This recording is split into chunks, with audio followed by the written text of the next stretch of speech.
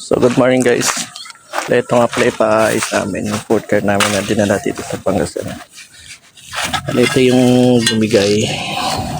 Yan, bar na to.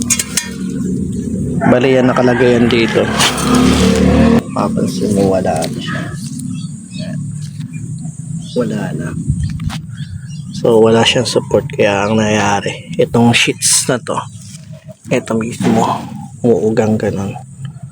So bala ko pa welding para pagbalik namin ng Bulacan maayos na. So ginagamit namin kasi ito sa pang-business. Yung sa Bulacan dinala namin dito.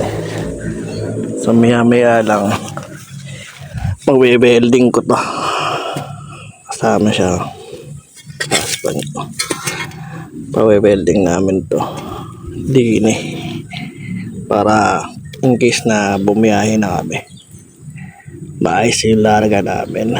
Bali yan nga pala yung kabuuan ng food cart namin. Pure stainless steel yung pinaka-body. Galing nga pala yan sa food cart ng Jumbo Shop. At ang tinitinda namin ay tikmail. Na buong market namin ay Bompom. Pero nag-try kami dito sa San Carlos, Pangasinan. Tinignan namin kung magkiklik din. Pero sad to say, di gaano kilala ang tikmail din. So yun guys, papansin mo yung pinaka-frame nito sa baba.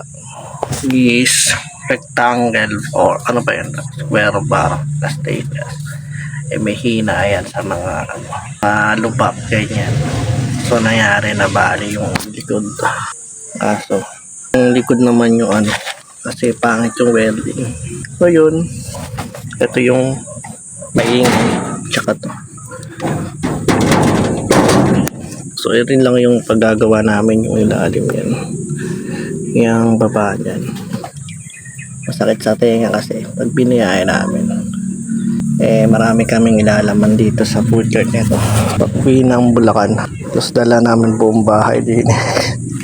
Maya lang ipapawelding na namin doon. Maagap Maya lang ng konti. Punta na kami doon. So waiting ko lang yung kasama. So guys, hinapan na tayo dito. Ayun, nandito na kami sa pagawaan. Nice na yung natin, food cart. Nakalaylay yung natin.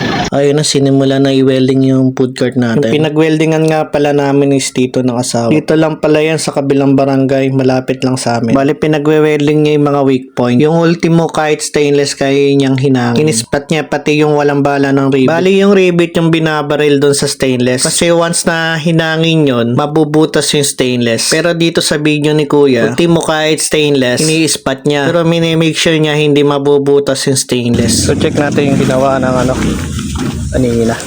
Ayan. Ayan. Solid guys. Pak. Solid yung pagkaka-welding. Isa na pa. Ayan. Solid guys.